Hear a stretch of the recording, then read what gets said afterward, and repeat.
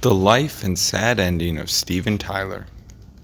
Steven Tyler was born Steven Victor Tallarico on March 26, 1948, in Manhattan, New York, to Susan Ray, a secretary, and Victor Tallarico, a classical musician and music teacher. He is of mixed ancestry. He went to Roosevelt High School and later attended Leonard Quintano's School for Young Professionals. He met his future bandmates Joe Perry and Tom Hamilton at a local rock show in 1969. The trio decided to form a band.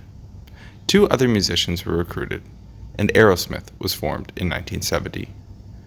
The band signed a record deal with Columbia Records in 1972 and released their self-titled album in 1973. It was quickly followed by their next album, Get Your Wings, in 1974.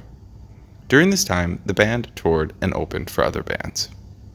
The mid-1970s was a good time for Aerosmith. They became very famous with the release of albums like Toys in the Attic, 1975, and Rocks, 1976. Tyler was fast becoming a youth icon and sex symbol with the success of the band. By 1976, Aerosmith was in demand at major rock music festivals where they played in packed stadiums. The album Draw the Line was out in 1977. Like its predecessors, this album too became a huge success. It featured the singles Draw the Line and Get It Up. The album was listed among the 100 greatest heavy metal albums of all time. The band toured a lot and performed in places like Europe and Japan. Their live shows were super hits as their fans could never have enough of their music idols. However, by the end of the 1970s, they began to fall apart. The band members became embroiled in personal struggles. Tyler and Perry developed drug problems that threatened their respective careers, and Perry left Aerosmith. Tyler was involved in a motorcycle accident in 1980, which furthered his decline. His drug problem worsened, and by 1982, he couldn't think beyond drugs. Also, he began to drink heavily, which affected his voice. After being inactive for years, the band reunited for a comeback concert tour titled Back in the Saddle Tour in 1984. However, the band members were still into drugs. Realizing that they were jeopardizing their careers because of their drug addiction, the members decided to attend rehabilitation programs in 1986. By the end of the decade, they had completed their treatment. Their next album, Pump, was out in 1989. The album was highly successful and spawned 3 top 10 singles on the Billboard Hot 100. The songs dealt with issues like incest, murder, alcoholism, and drug abuse. The band continued recording into the 1990s, though they were no longer as prolific as before. Their 1993 album, Get a Grip, became the band's best-selling album. The album featured several guest artists, like Desmond Child, Jim Vallance, and Jack Blades. Aerosmith was active throughout the first decade of the new millennium.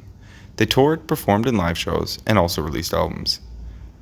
They released the album Just Push Play in 2001, Honkin' on Bobo 2004, and in 2012 they released their album Music from Another Dimension. In 2016, Steven released his debut solo album, We're All Somebody from Somewhere, which debuted at number 1 in the US Top Country album. He followed it up by releasing Out on a Limb Tour. After performing for nearly half a century from 1970 to 2019, the band announced their farewell tour. Tyler and Perry announced that they were working on the band's last studio album. During his career, he and the band Aerosmith has received 4 Grammy Awards, all in the category of Best Rock Performance by a Duo or Group with Vocals for the songs Janie's Got a Gun, 1990, Living on the Edge, 1993, Crazy, 1994, and Pink, 1999. In 2013, he was inducted into the Rock and Roll Hall of Fame along with his band Aerosmith. Tyler and his songwriting partner Perry were inducted into the Songwriters Hall of Fame. In his personal life, Tyler was in a brief relationship with model Beb Buell during the 1970s. Their relationship produced a daughter named Liv Tyler, who went on to become a successful actor, producer, and singer. He was married to model Serinda Fox, whom he divorced in 1997. The couple had a daughter named Mia Tyler. In 1988, he married clothing designer Teresa Barrick, who bore him 2 children. The couple divorced in 2006. After ending his marriage with Teresa, he was briefly engaged to Aaron Brady, but broke up soon after. Probably right now is his worst time, when his health is slowly deteriorating. Thank you for listening to the story about the life of Steven Tyler. Like and comment on your opinion in the comments section below.